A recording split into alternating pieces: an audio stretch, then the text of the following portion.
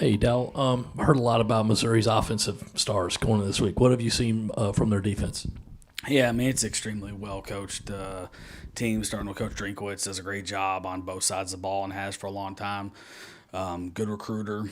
He's stacked really good recruiting classes, and this will be it's a tough front to get ready for. They've had success against South Carolina in the past. Obviously, we had a couple battles with them when I was at Arkansas, and so we're gonna have our hands full this week. It's a good football team. We're looking forward to the challenge. With Tree stepping in at halftime at left tackle, what did you see from him? And I guess, what is that like seeing a guy who hasn't played all year and just comes in a moment like that and helps the offense kind of get it going in a big second half?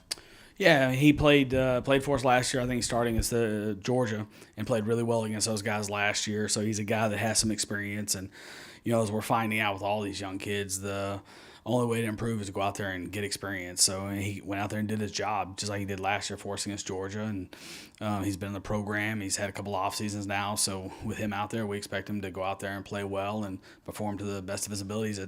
Every time that happens, it is really cool to see those guys when they're ready for their moment. And if you're not, then you're gonna get passed up. And it's give a lot of credit to the kid because he's done the things right to go out and play well and help this team.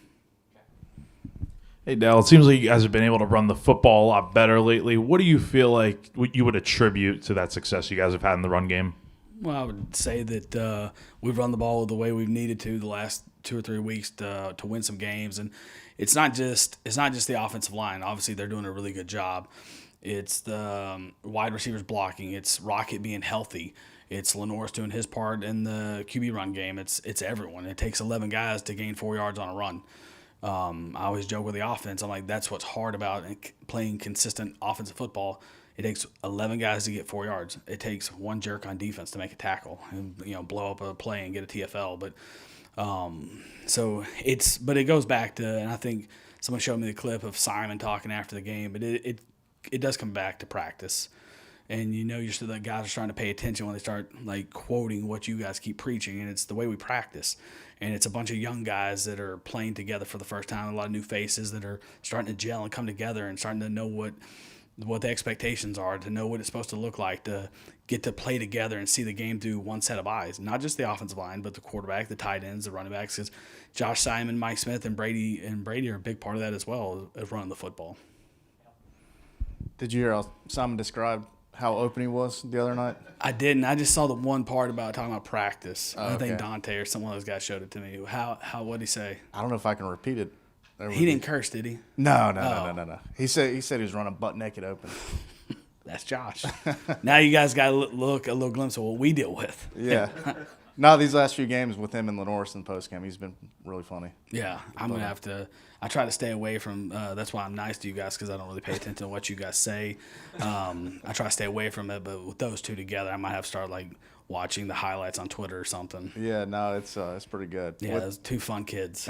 with Rocket, seems like his last 2 games are stat lines like we would have seen from 2022. Is he – back to that form? Yeah, I wouldn't say he lost that form. He's just healthy. You go back, you look at some of that LSU stuff.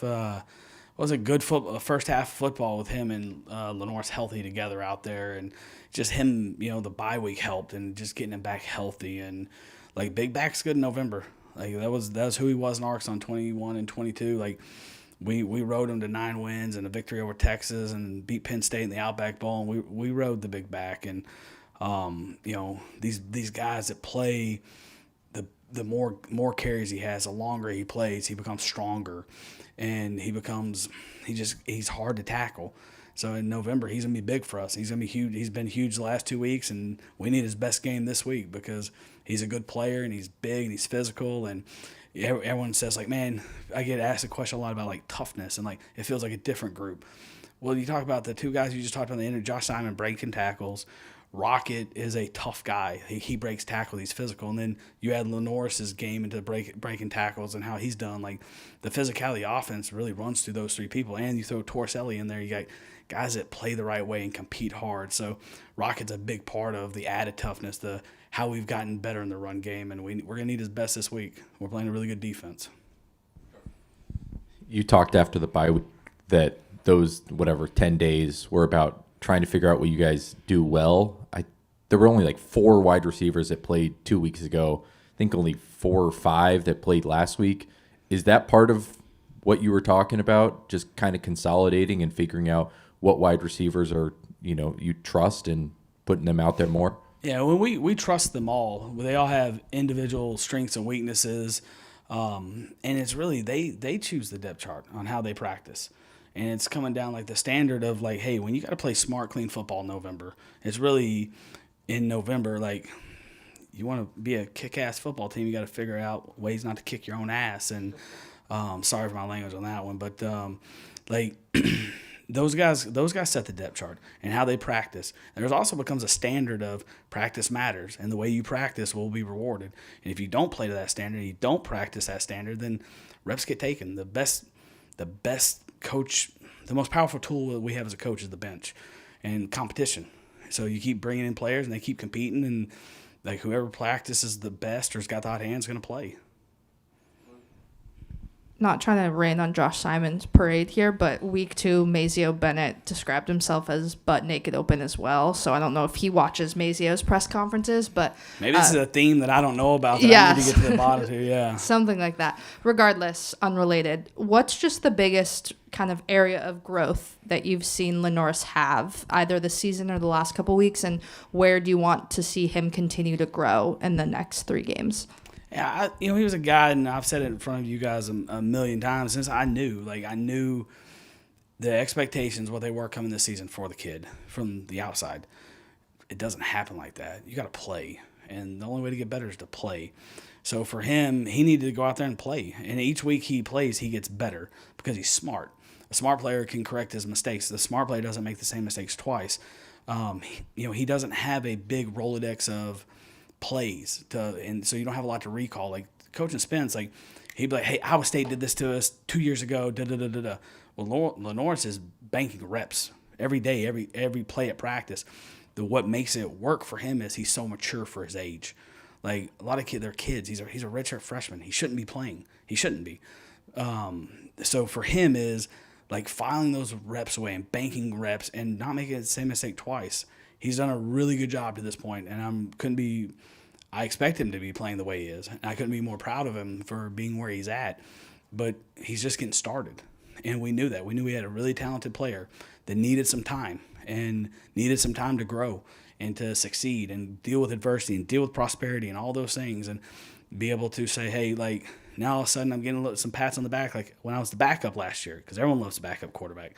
And all of a sudden you play and it's like, oh, wow, it's hard, and you feel the pressures of trying to do well for your teammates and trying to play up to your own standard, to your coach's standard.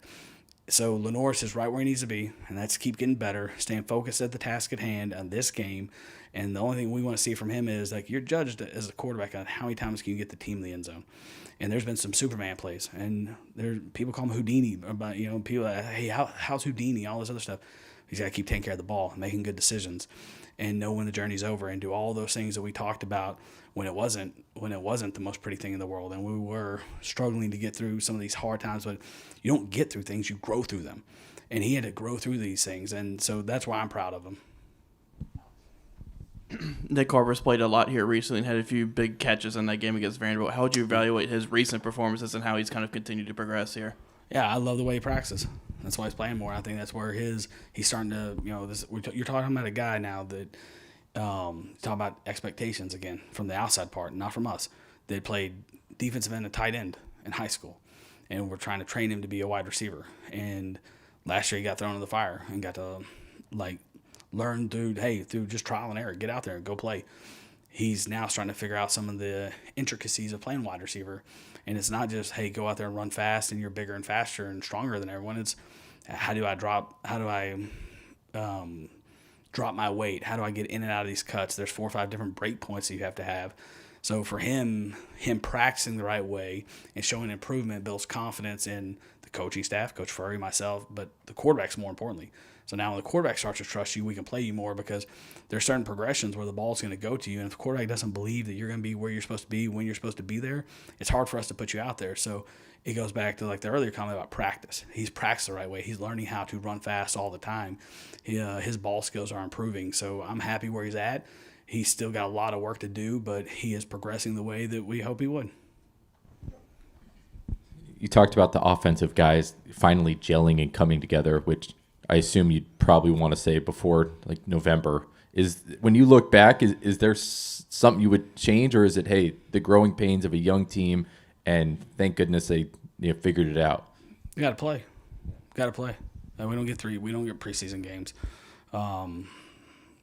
So they got to go play together. It's the only way to fix it. It's the only way to do it is you practice the right way, and practice execution becomes game day reality, just like Josh said.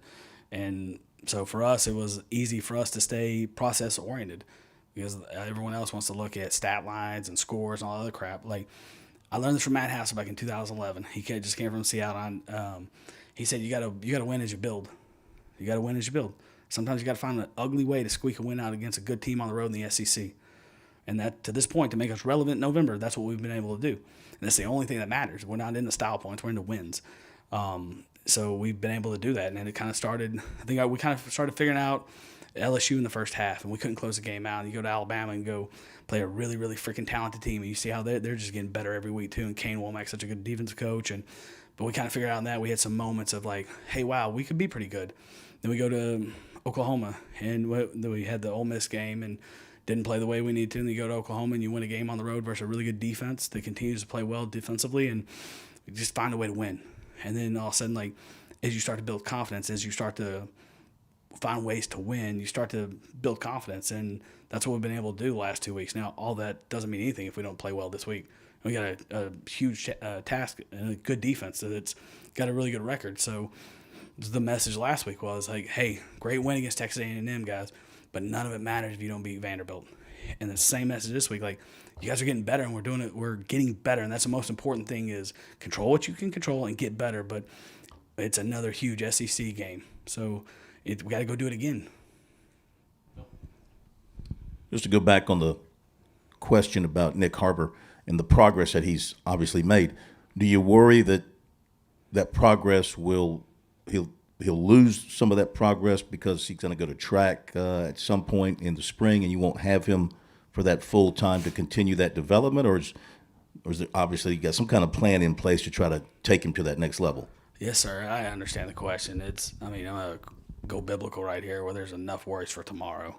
So like right now, I'm worried about this week with him, and it's not coach talk. It's nothing more than like, we have a huge challenge this week, and I'm really excited about where Nick's at. I've seen the improvement.